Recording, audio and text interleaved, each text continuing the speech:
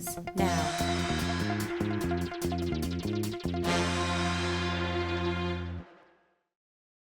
Okay, so we're not going to provide a big overview of how the war in Ukraine has evolved over the past 3.5 years. Instead, we're going to keep our focus on the last 6 months and even more so on what's happened in the past month.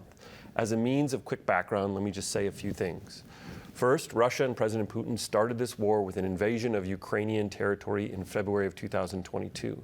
These actions were a clear violation of Ukraine's sovereignty and of international law. In the run-up to the invasion, the Biden administration publicly shared intelligence about Russia's military preparations and communicated clearly about potential U.S. actions if Russia were to invade Ukraine. So why did Russia fight? We talk about this throughout the segment, but the conflict was generally a story about the long-term political status of Ukraine. Would it be part of Europe and NATO? Would it be neutral between the two blocs, namely the West and Russia, or would it be within Russia's sphere of influence? Vladimir Putin fought to prevent Ukraine's incorporation into the security and economic infrastructure of Europe, which includes NATO and the European Union. So on the other end here, the United States politically supported Ukraine because it was a fellow democracy.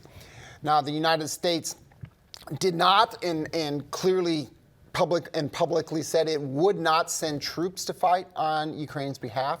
However, the United States did send and continues to send large amounts of economic and military aid to support Ukraine's efforts at self-defense. And the United States will also sent more troops to NATO countries that border Ukraine. And these actions were designed to deter Russia from expanding the war outside of Ukraine to include NATO countries like Poland or Lithuania.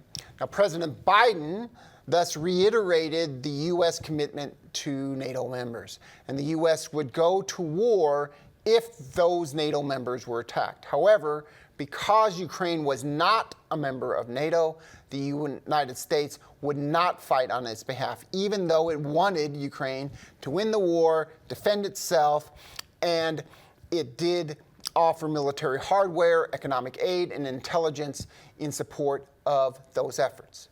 Now, NATO members in Europe adopted similar positions to that of the United States. They declined to offer troops to fight on Ukrainian soil, but offered all kinds of aid to enable Ukraine's military efforts. Russia has steadily conquered large amounts of territory in eastern and southern Ukraine during the 3.5 years of war.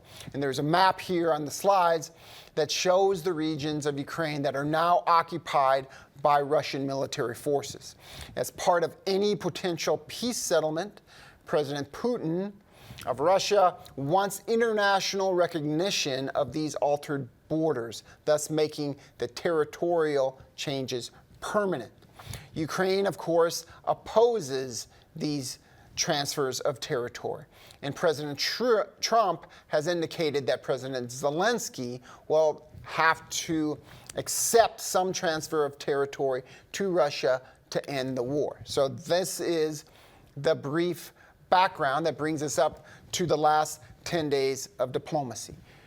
President Trump has talked repeatedly, both as a candidate and then as president, about trying to end the war in Ukraine.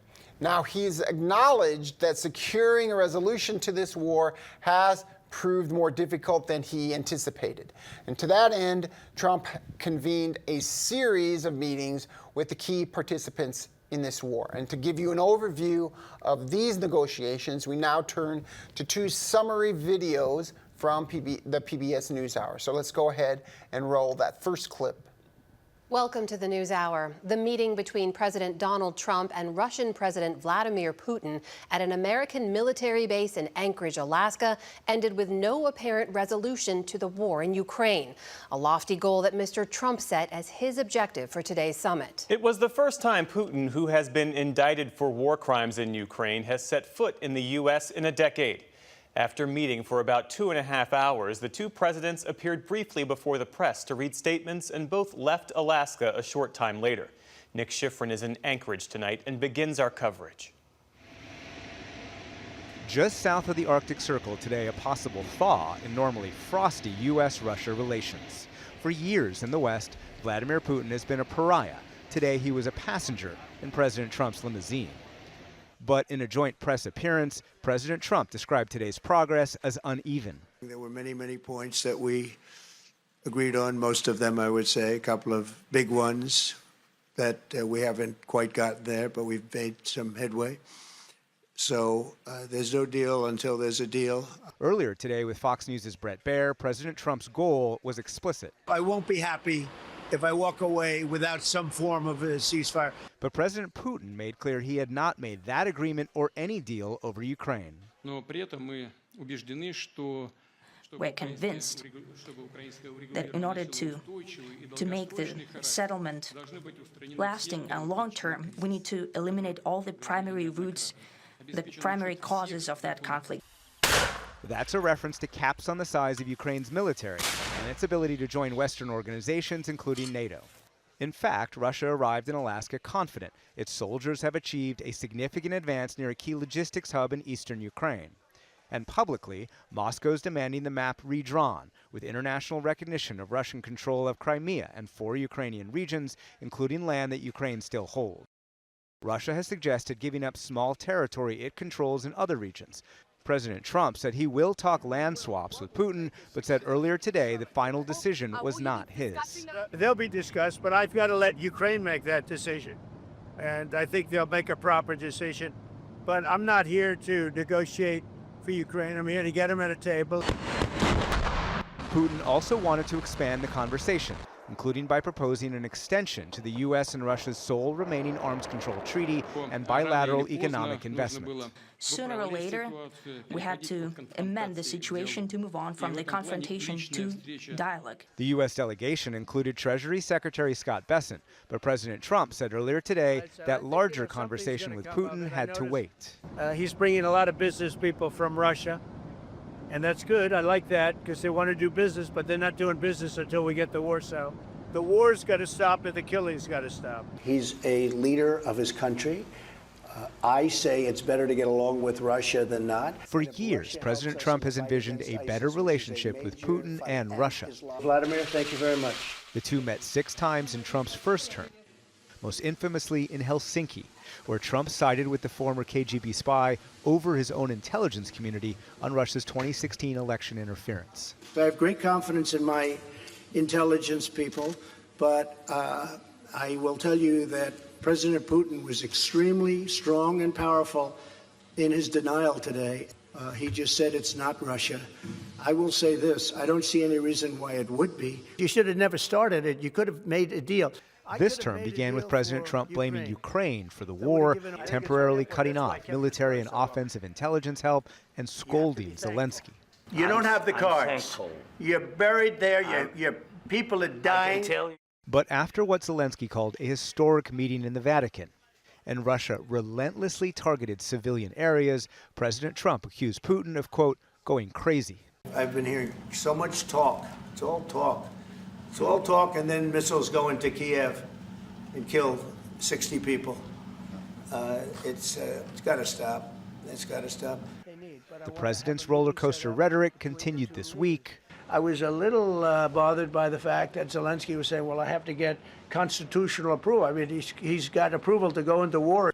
Leading to today's landmark meeting, even if the progress is still unknown. We'll speak to you very soon and probably see you again very soon. Thank you very much, Vladimir. Next time in Moscow. Oh, that's an interesting one. No. I'll get a little heat on that one, but I could see it possibly happening. Thank you very much. Okay, so let's take a couple things from this clip. First, on the Anchorage summit, it's important there's no resolution. It doesn't look like there's any big breakthrough. And the absence of a breakthrough didn't meet the expectations that Trump laid out before the summit. And so we can call this a political failure, a diplomatic failure for him. this is going to come up in the next clip. The other thing that's important here is I think there were expectations and there was hope that Trump could push Putin to making concessions with respect to a ceasefire. Namely, it'd be a ceasefire, and then we would have a real, the opportunity for direct talks between Zelensky, Putin, and Trump. That didn't happen. Putin was unwilling to agree to a ceasefire before more extensive negotiations. Yeah, no, the ceasefire, that would have been a huge breakthrough. But of course, it's a much more in the interest of Ukraine to have a ceasefire than Russia because of the state of the battlefield, right? And so, I'm sure you didn't really expect a breakthrough to a ceasefire either. I'm more surprised that he created that expectation beforehand. Right, yeah. and the expectation that there'd be some repercussions if there wasn't a ceasefire. Yeah. That's really the thing that didn't happen, was that there was, instead it went the other way, right? So. And let me pick up on something that Rob just said, what the video talks about that's important here. If we're talking about trends on the battlefield, time is on Russia's side right now. They're making military advances, they're consolidating their hold over more territory, which strengthens his bargaining position at the table. And so Putin's bargaining position. And so it's going to be difficult to demand huge concessions from him when the military side is increasingly, the military side of the ledger is increasingly in his favor. The other thing I want to point out from this clip, and then we'll run the next one, is it's also clear that Trump wanted to focus on ending the war in Ukraine, but Putin, that wasn't his only goal here in having these meetings. It was also to restart U.S.-Russian relations. And so the conversation about restarting economic links to a broader goal of ending U.S. sanctions. But again, try to restart relations between the two. Basically, there have been very little talks since 2014. Right, and that's where all this talk about like business deals and reigniting economic ties and things like that came into play, right? And so, it was an interesting thing. Now, there was some, I'd like to get your sense of there was a lot of disappointment that there wasn't a ceasefire, and that President, and then the President Trump sort of changed his position about adding new sanctions if there wasn't an agreement of ceasefire. And instead, he adopted Putin's position of, well, we don't really need a ceasefire. Let's just go straight to peace talks, right? So that caused a lot of alarm. But there was a fear before this meeting that Trump was just going to hammer out an agreement with Putin without Ukraine present. And the fear was that he was going to give everything away, and the fact that there wasn't an agreement was seen as a welcome outcome for the Ukrainian side. That when I was watching this, there was a lot of relief that the talks didn't last very long. For example, remember they were supposed to last pretty much the whole day into the evening. And include these secondary talks, but then it wrapped up within 3 hours, and suddenly it was over, and there was some confusion, but there was also some relief in the sense that they didn't get very far, and at least they didn't hammer out an agreement just between Trump and Putin that says, Ukraine's going to just give all this territory, and the United States is going to force Ukraine to accept that, and that'll be the end of it. And so in a lot of ways, the failure, a lot of people treat this as sort of Putin got everything he wanted and Trump didn't. But my perception is that initially it seemed, Putin did get a lot of things that he wanted. He wanted that photo op, he wanted the red carpet treatment, he wanted but especially once there were follow-on meetings, he didn't get the most important thing, which was this new chummy agreement with President Trump that he would accept everything that the Russian president was peddling. And so that was kind of a relief for me, at least, because I, of course, don't want the the war to end that way. So. Well, let me add, right? So if it looks like Trump moves closer to Putin on the ceasefire issue, we're going to see shortly, we see in the Washington summit, then Trump moves closer to the Europeans on the question of security guarantees. And so I think that's really interesting, actually, because what kind of comes into play or comes into view is that, and this is where I would give President Trump some credit here, is he really sees a negotiation, like a negotiated settlement being security guarantees for territory, that could end this war and be the trade. Neither side accepts that, but that's really what that's why I think he does those two things, is to try to. Well, and I think ultimately, and we'll talk about this at the end too, the question about this basic trade-off and whether it can hold is going to depend on what type of security guarantees the Trump administration is willing to offer, and I don't think they've resolved that within the administration yet. No. Right? And he clearly wants to resist. He wants to reduce U.S. political costs to making huge security guarantees. But I think as these negotiations have gone on since he became president, he's gotten moved to the potential that he's going to have to give something if he really wants this thing to end. Right. So let's run the second clip that talks about the Washington summit with the European leaders. Welcome to the NewsHour. Leaders from across Europe descended on Washington today in a remarkable show of support for Ukrainian President Vladimir Zelensky, who came to the White House to meet President Trump. The hastily arranged summit followed Friday's Anchorage meeting between Mr. Trump and Russian President Vladimir Putin. Today's gathering lacked the red carpet treatment Trump gave Putin, an indicted war criminal, but had the same goal: to end 3.5 years of Russia's brutal invasion of Ukraine. Nick Schifrin starts our coverage from the White House.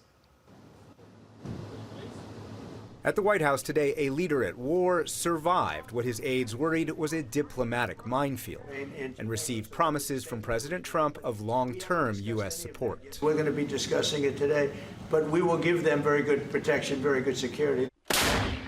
In a deal outlined today, Ukraine's ability to guarantee its security will rely on European troops sent into Ukraine, as well as European weapons, and Europe's purchasing American weapons to be dispatched to Ukraine. And today, President Trump declined on 3 occasions to rule out sending U.S. troops. Are you going to be willing to send American peacekeepers to Ukraine? Well, we're going to work with Ukraine, we're going to work with everybody, and we're going to make sure that if there's peace, the peace is going to stay long term. Could that involve U.S. troops? Would you rule that out in the future? We'll let you know that maybe later today. What security guarantees do you need from President Trump to be able to make a deal? Is it American troops, intelligence, equipment? What is it? Everything. It's a lot about weapon and then people and training missions and intelligence. And second, we will discuss with our partners. It depends on the big countries, on the United States, on a lot of our friends. We're really honored you guys came over. Ukrainian President Volodymyr Zelensky got by with more than a little help from those friends today, the largest ever gathering of Europeans in Washington outside a NATO summit. NATO Secretary General Mark Rutte. And the fact that you have said, I'm willing to participate in the security guarantees is a big step. It's really a breakthrough, and it makes all the difference. And those guarantees described today as similar to NATO's core principle of collective defense. Italian Prime Minister Giorgia Meloni. I'm happy that we will begin from a proposal which is the, let's say, Article 5 model. It's something we have to build together to guarantee peace. But German Chancellor Friedrich Merz said there was a pressing principle. I can't imagine that the next meeting would take place without a ceasefire. So let's work on that, and let's try to put pressure on Russia, because the credibility of these efforts we are undertaking today are depending on at least a ceasefire from the beginning of the serious negotiations. President Trump suggested that proposal was already rejected by Putin. If we can do the ceasefire, great. And if we don't do a ceasefire, because many other points were given to us, many points were given to us, great points. But part of any deal is expected to include a redrawn map, as President Trump discussed with Zelensky in the Oval Office. Russia demands Ukraine withdraw entirely from Donetsk, even though Ukraine still controls part of the province. That would give Russia full control of the Donbass, Ukraine's industrial engine and a key to the country's defense. Russia's then willing to negotiate in neighboring Zaporizhia and Kherson, based on the location of the front line. It's also willing to give back Ukrainian territory it occupies to the north, in Kharkiv and Sumy. But Russian troops and Russian-backed separatists have been fighting to conquer the Donbass for 11 years. The Kremlin's demand to be given territory that its soldiers have failed to seize is impossible, Zelensky said yesterday. Russia is still unsuccessful in Donetsk region. Putin has been unable to take it for 12 years. And the constitution of Ukraine makes it impossible to give up territory or trade land. Before the White House meetings, the Europeans coordinated to present a united front. Zelensky called for, quote, joint pressure, including increased sanctions on Russia. But the U.S. will not impose more sanctions during negotiations, Secretary of State Marco Rubio said this weekend. The minute you levy new sanctions, those talks probably stop for the foreseeable future, and that means the war continues for the foreseeable future. I hope that doesn't happen. We may very well wind up there, but we're going to try to do everything to prevent it because we want to reach a peace agreement.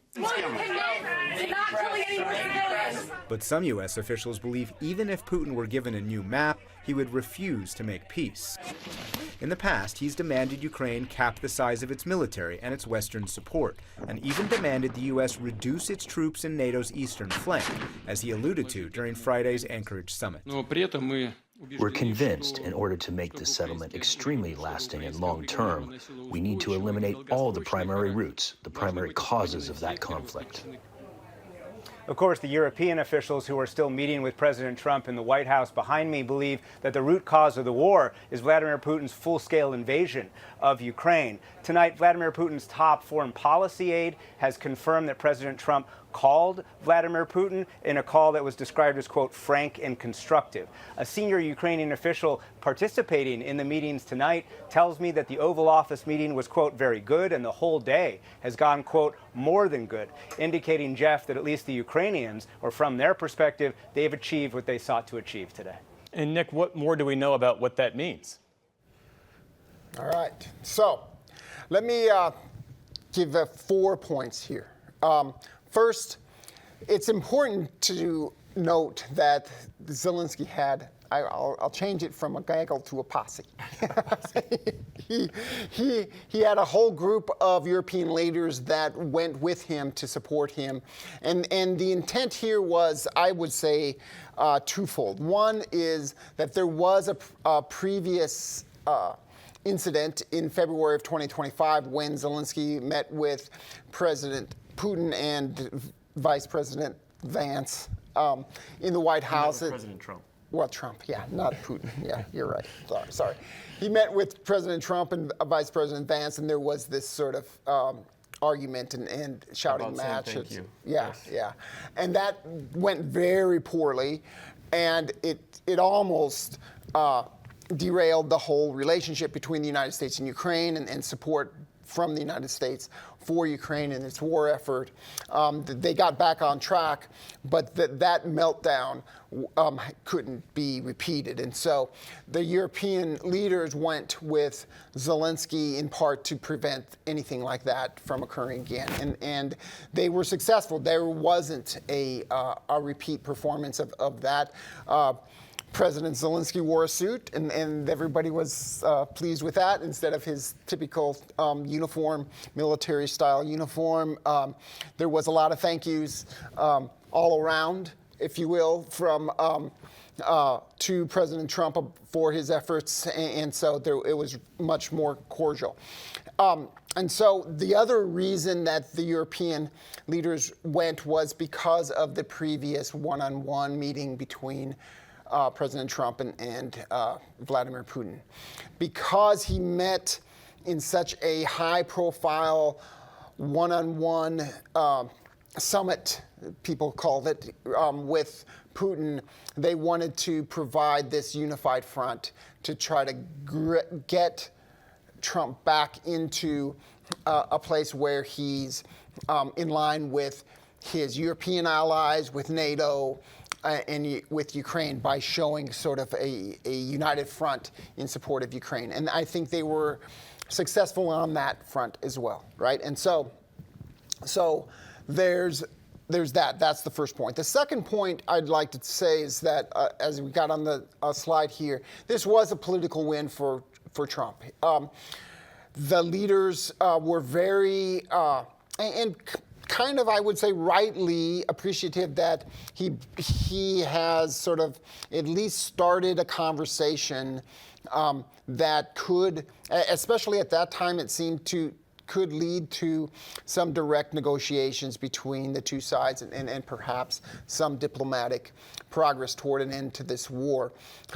It showed, and you kind of mentioned this perhaps off camera, it showed a more statesman-like version of Trump that I haven't seen in a lot. I mean, he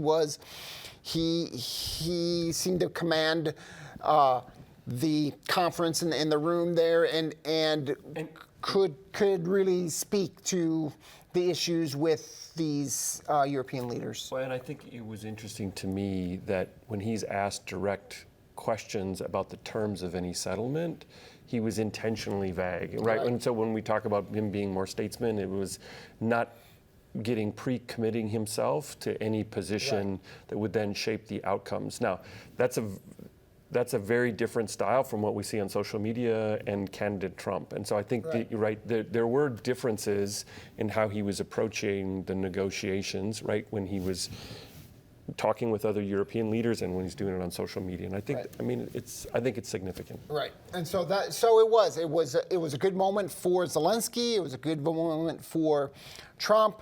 I'd say the most important, by far, outcome of this particular meeting was the fact that, for the first time that I have ever seen, it was publicly declared by the Trump administration, by President Trump, that the United States would participate in security guarantees. There was always a resistance, and that was part of the problem in the February incident, was that President Zelensky pressured Trump to promise security guarantees, and he basically, was saying that Ukraine can't stop fighting this war without a guarantee from the United States to ensure that Russia won't invade Ukraine again. And at that time, Trump bristled at that idea, but this time he offered it, right? And that was a real breakthrough. And the head of NATO pretty clearly stated that was what they were most appreciative. Well, and I read the head of NATO's statement on that you saw in the clip, is he's trying to publicly bind Trump into that and remind him. The one thing to watch on these security guarantees, and we'll talk more, and the devil is in the details. Right. And they haven't sorted out through those details, because the details of the scope of commitment on the United States then plays a big role in reassuring the partners about whether the peace will be sustainable in the future. And we don't have any of those details yet. Right. No, I mean, we are still a long way from some sort of sustainable peace agreement and U.S. commitment for sustainable security guarantees that would prevent a renewal of the fighting. But I would say the breakthrough is that we're talking about security guarantees that involve the United States at all. And the other big thing about these security guarantees is quite quickly, in the aftermath of that meeting, or during the meeting, they're talking about tens of thousands, like at least 20,000 troops from NATO member countries in Ukraine, which again, I thought, Russia's never going to go for this. That's the first thing I thought, but I was like, that's new too. And they use they use the language of Article 5 guarantees, and he nodded to that. Yeah, I mean, that was a huge thing. Now, again, the devil's in the details. It seems to be already getting sort of walked back a little bit, but it's out there now. And that was the key thing. And then the fourth thing I would say is that I'd say the German chancellor sort of threw a wet blanket on this and says, hey, but we still need a ceasefire. Sure, he's not wrong, right? Because especially because it's so devastating for the Ukrainian military, who's running out of troops to continue the fighting. It would be best, but for Ukraine, if the fighting stopped while they hammered out all these details. But I think that that's not likely to happen. But and so that was the fourth thing. But you saw in the clip and at that meeting, Trump says, "Oh, maybe we'll get one, maybe we won't." But he's not committed to that anymore. No. That ship has sailed. So the next, as a means of understanding, right, the evolution of this war and the challenges associated with reaching a settlement, we want to take some time. We're going to try and do this one quickly, right, to lay out the core interests of the principal adversaries. And we've done some of this already, but let's just go ahead and go through these. If we think about, we can move to the slide, right? If we think about what Russia wants to revise the post-1991 settlement that basically enabled a peaceful dissolution of the Soviet Union. But as part of that peaceful dissolution, Russia ceded significant territories along Russia's boundaries on the west and the southwest and the south to independent states. And this is what creates independent Ukraine today. So Russia wants to remake those territorial boundaries with respect to Ukraine and wants to incorporate significant proportions of Ukrainian territory. Well, ideally, I mean, he wants to reconstruct part of the Soviet Union, right? I mean, in the dissolution of the Soviet Union, Ukraine, which was and had always been part of not just the Soviet Union, but the Russian Empire before it, became an independent country. Mm-hmm. And a lot of Russians were uncomfortable most vehemently with that part of the dissolution of the Soviet Union. And so he not only wants just a little part of Ukraine, he would prefer that all of Ukraine be part of Russia again. And he's written a paper, so to speak. He's not an academic, but he's written a paper that says that Ukraine doesn't exist, that Russians and Ukrainians are the same nationality, and that this is just the fiction and needs to be corrected by Russia reincorporating Ukraine into its homeland. So sorry, I didn't mean to hijack that. But that's the larger, political, territorial components of this, the most important ones. What else? Russia, yeah. What else does Russia want? Russia wants to end the economic sanctions. We saw that in the first clip. Reestablish commercial links between the United States and Russia, and between Russia and the rest of the world. What does the end of these sanctions look like? It means that Russia can sell oil again to everyone.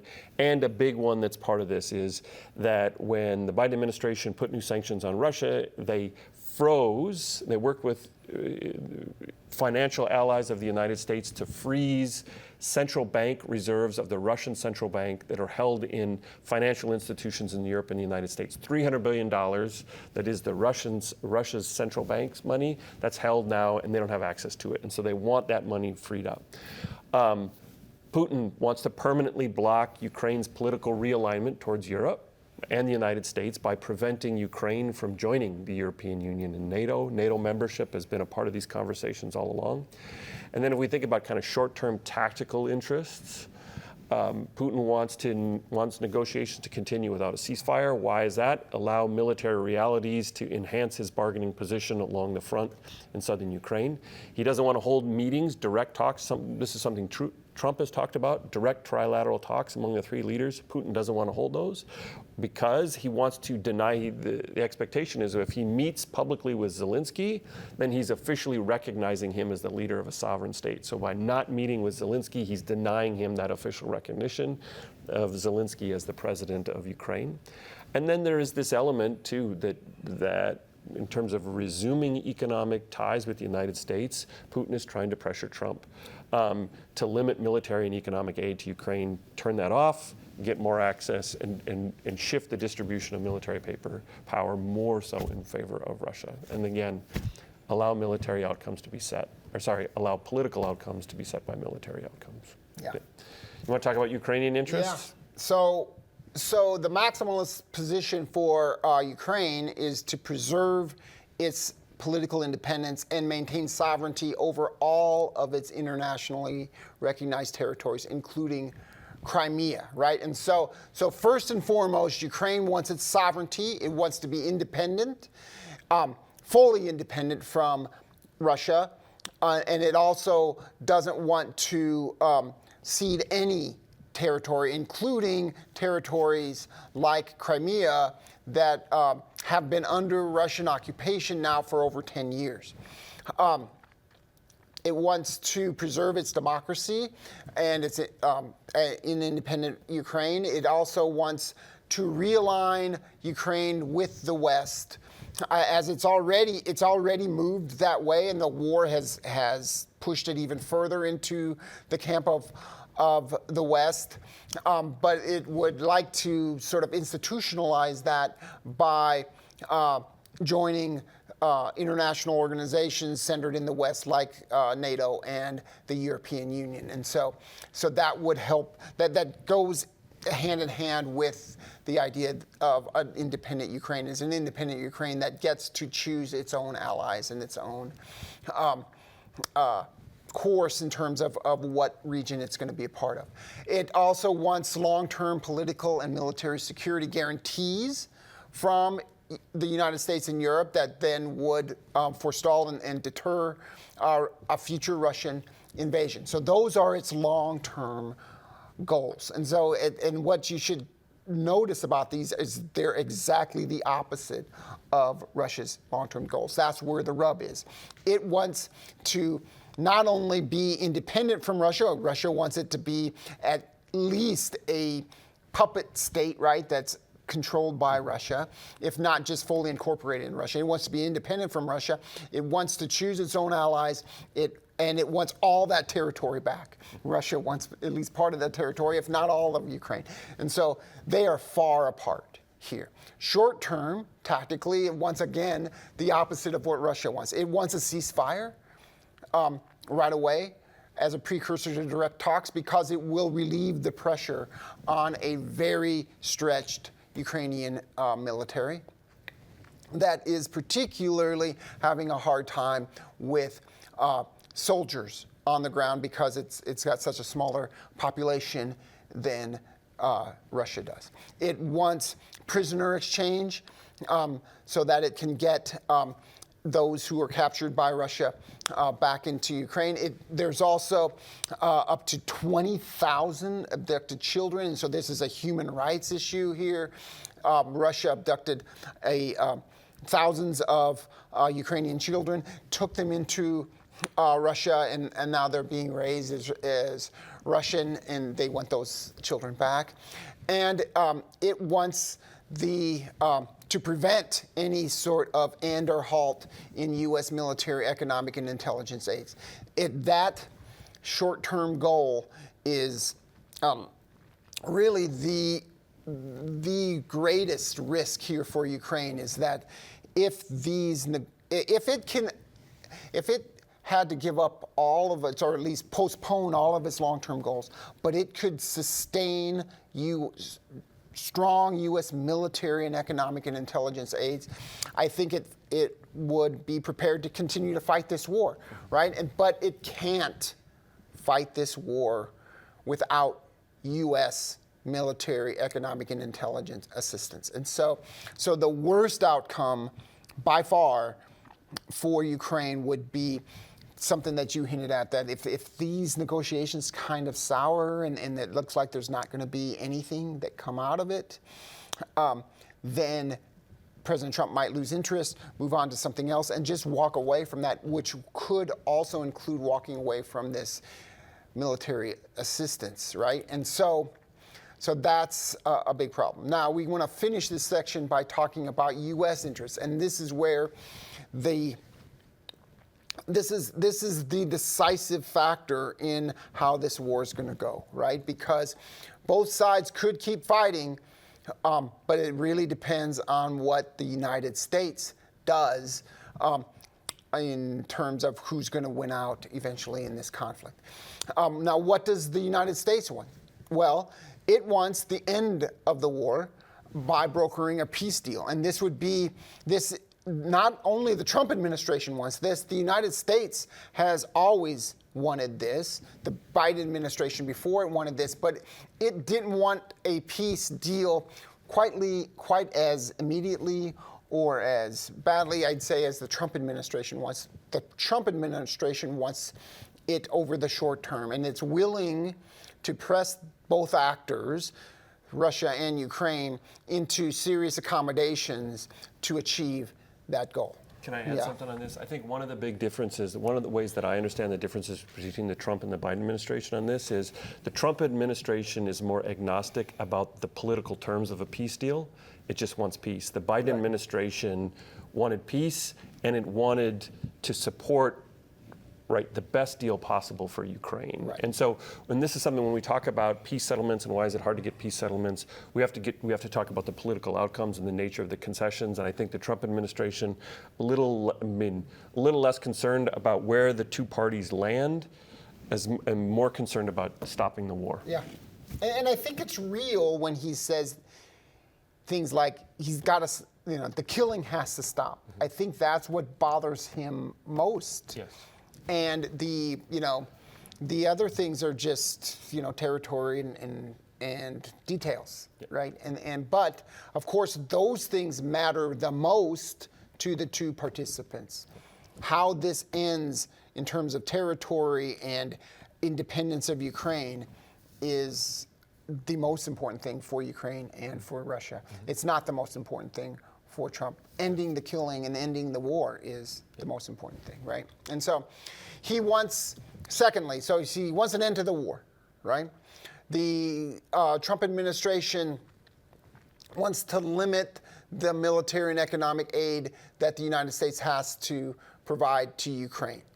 And that is another difference, I would say, between the Trump administration and the Biden administration. The Biden administration was much less concerned. It saw it as a worthwhile investment in supporting a democratic ally, keeping Russian aggression at bay, and saw it as a pretty low-cost way to achieve those very essential goals. The Trump administration and various elements of the Republican Party see it very differently. They see that as a huge expenditure that they want to limit, and ending the war would help do that. They want to minimize any future U.S. involvement in security guarantees, right? And that's what was so surprising that they talked about security guarantees at all, was that, when this gets into the details,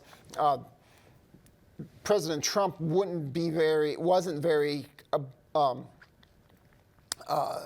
transparent about U.S. troops on the ground when asked by the press at the meeting, but later in interviews he said there will be no U.S. troops on the ground. And so he's already signaling the limits of this. And this is partly because of his political base. His political base doesn't want the United States involved in these forever wars and things like that. And like we already said, the Trump administration is less interested in the terms of the peace, such as preservation of democracy in Ukraine or limiting territorial transfers from Ukraine to Russia as an end to the fighting.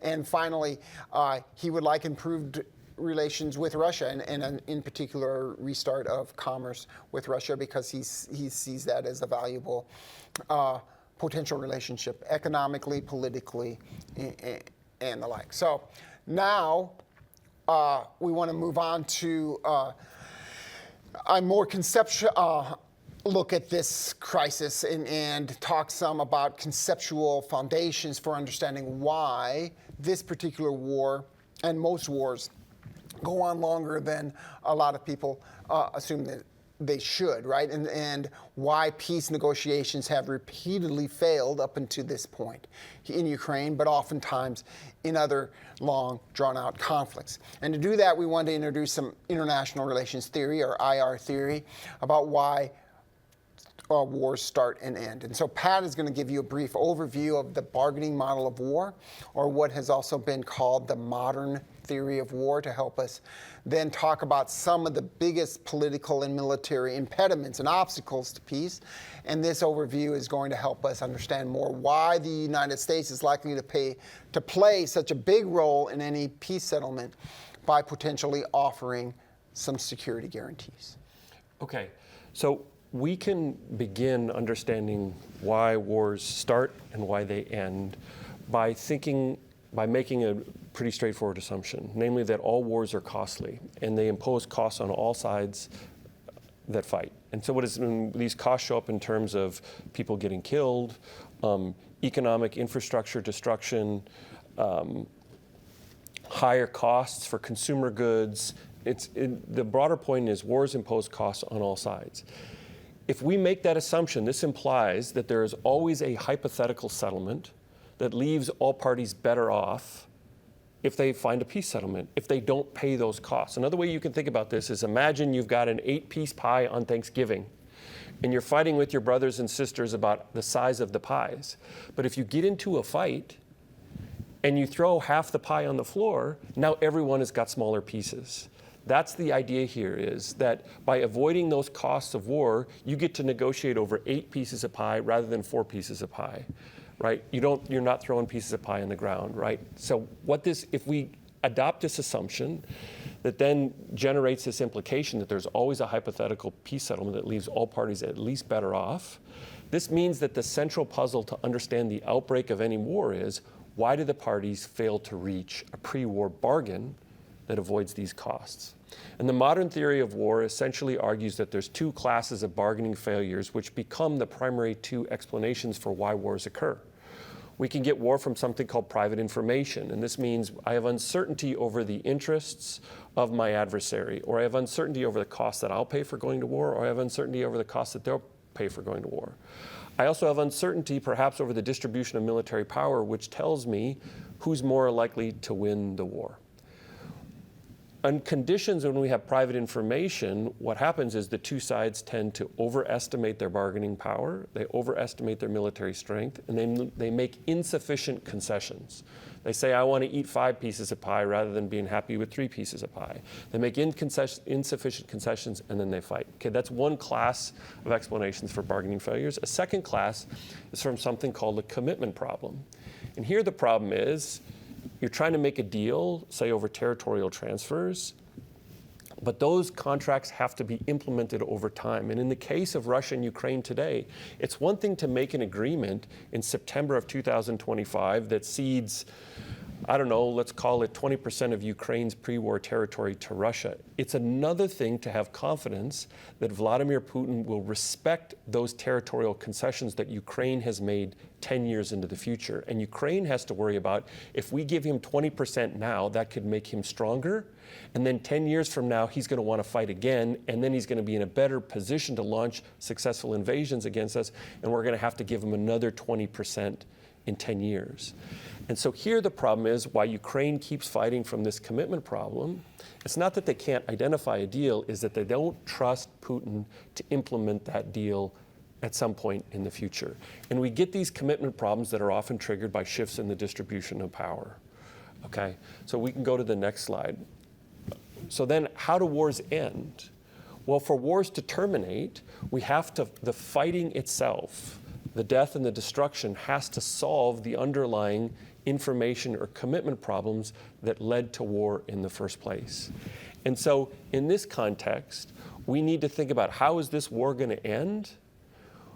How is the world going to reassure Ukraine that Putin will honor any deal constructed in the fall of 2025? And again, if Ukraine isn't confident that Putin will honor the deal of 2025 and 2035 or in 2045. Their incentive is to keep fighting now to impose costs on Vladimir Putin with the hope that he will make concessions and they'll get a better deal.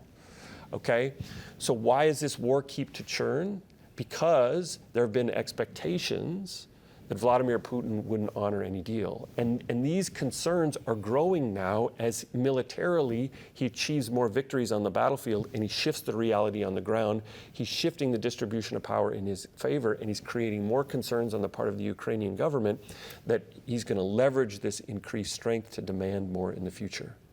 So how do we solve war? Why isn't the war in Ukraine ending? We need to solve the commitment problem. And this is going to lead to our conversation about security guarantees, because one of the ways that you can terminate wars is via external security guarantees that reassure Ukraine, potentially by pressuring Vladimir Putin to honor any peace deal in 2035 and 2040. And so what Ukraine is trying to extract now from Europe and the United States is promises that they will enforce, i.e. prevent Vladimir Putin from going to war again 5, 10, 15 years from now. I'm looking at the time. Do we want to run the John Bolton clip? Or do we just want to talk generally about security guarantees? Let's just talk generally about security guarantees. All right. So go ahead and throw up the next slide. So let's talk a little bit about what forms might these things take. And one of the things that's a conversation right now, Rob already mentioned it, is do we get foreign troops on the ground? So imagine a peace settlement that then creates some type of territorial transfers to Russia. Those territorial transfers could be coupled then with a commitment by, it's not going to come from the United States, but come with a commitment from European leaders, say from Germany, France, or the United Kingdom, that they put peacekeepers on the ground in Ukraine, 5,000, 10,000 troops. What role do these troops then play? Well, if Russia launches a future military invasion against Ukraine, now they're likely to come into conflict with the troops, with the foreign troops that are on the ground. So let's be clear. What we're talking about here is a potential peace deal that exchanges some territory for security and independence for Ukraine, right? And so you've got this potential peace deal, and the key to actually getting Ukraine to stop fighting, really, is that there'd be some security guarantee that's enforced by external powers, Europe and the United States, to prevent and deter Russia from ever even considering another invasion. So they trade. What Ukraine's giving up is territory, right? It's not going to take back Crimea or parts of the Donbass and the like, but in exchange, it's going to get this independence that's backed by security guarantees. And then what we're talking about here is this. What the form of the security guarantee matters, right? Yep. Because it'll be stronger under certain forms, and it will then be a better deterrent on Russia, and Russia won't even consider invading again because of the way that these external powers, in particular the United States, is involved in this security guarantee. Right. And so you could put troops on the ground. Right. You could integrate Ukraine in NATO, which then, if Ukraine is in NATO, then you have the Article 5 guarantee, which means that after Ukraine is in Russia, if Russia invades, an attack on one country is an attack on all, which then it would create a legal obligation or a political obligation on the part of all NATO members to then fight on Ukraine's behalf. The idea then is that the prospect of fighting all NATO members deters Putin from launching an attack in the first. Putin just wants to take over Ukraine. It doesn't really want to have a war with NATO, right? Or with the United States. And so then and that's what's so important about other countries' troops on the ground, and maybe we should talk a little bit about the idea of tripwire forces. So the troops on the ground don't have to be so many that they would actually rebuff and push back a 500,000 or so Russian military. They just need to be there, and this is going to sound morbid, but to suffer casualties that then will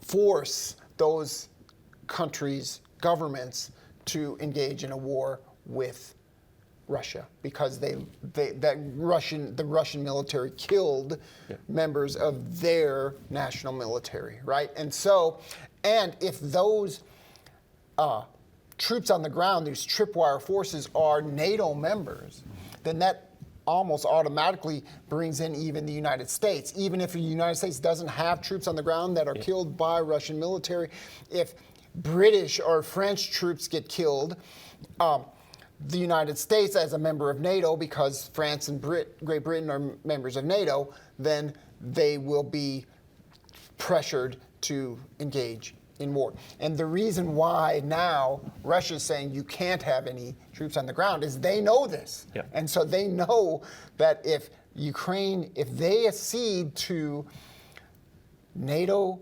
member countries' troops on the ground, then the United States is in, and then they can't easily reinvade Ukraine. You're going to make the revised borders more frozen, more difficult to revise. Right, exactly. UN peacekeepers, why don't you speak on that? Because that's a little weaker, right? Yeah, I would say. I mean, UN peacekeepers, then they're there to enforce the peace, and their rules of engagement are usually minimal, right? And so they can only be fired, they can only engage if they are fired upon, which then means that it leaves open the possibility that Russia could relaunch a war as long as it didn't target the UN forces. Right. So that's why the devil is in the details. The other thing we should point about the security guarantees, stuff that's getting floated, is U.S. troops aren't on the ground, but there have been questions about, well, what about if it's French and British troops on the ground? Would the U.S. provide air support and air cover for them? Right. And there's a variety of forms of air support. Yeah, and so that door has been opened up a little bit as well. And if there is air support where the United States is providing cover for them, that means they're shooting at Russian military assets and military. And if Russia's never going to invade if it is, there's a good chance that when it does, American even air support will get them engaged in a military conflict. Neither one of these countries would want that because of a nuclear war. Yeah, that's right? where I was going next. Neither one wants this because in the background of this is nuclear conflict. And the intent here is deterrence, not defense. And so maybe we should say a little bit about that. The intent is for Russia never to test these guarantees, because no one wants to go through that test, because that could be a nuclear war. It's costly to enforce these things. Yes, and so, so that's where we're, that's where this potential peace agreement is at. Is the central thing really isn't the territory, if you ask me. It's the security guarantee. If there is a robust enough security guarantee, then there's a chance. Yeah. And this is why we're talking about it in a course on U.S. foreign policy, because the possibility of security guarantees directly implicates the United States, and this makes the United States a central actor in this conflict halfway around the globe. Even though the United States doesn't have boots on the ground, it's a key political player, and at least one of the participants wants the United States as a central player in essentially solving the commitment problem. You need to terminate the war. You got to solve the commitment problem, which is to create an expectation that Putin will honor any agreement indefinitely into the future. Right. And one last thing I know we should end here is that this does expose true interests, and that's why I think that there has been some progress made, right? Even though I'm pretty pessimistic about this. If Putin just The fact that he's like, absolutely not, there can't be any security guarantees and there can't be any foreign troops on the ground, he's basically saying, I don't want those kind of obstacles standing in my way if I want to decide to invade Ukraine again. It exposes true interests. And I think that the Trump administration and President Trump himself understand that. And so that helps this a lot, because say you don't get any of this, at the very least that will mean additional reasons for the United States at least to keep arming Ukraine. So that's it for today. I suspect we'll be coming back. We don't know if we'll cover this in full detail unless there's a breakthrough, but we'll be updating this story throughout the semester. Otherwise, thanks for hanging with us, and we'll see you next time in a couple of weeks.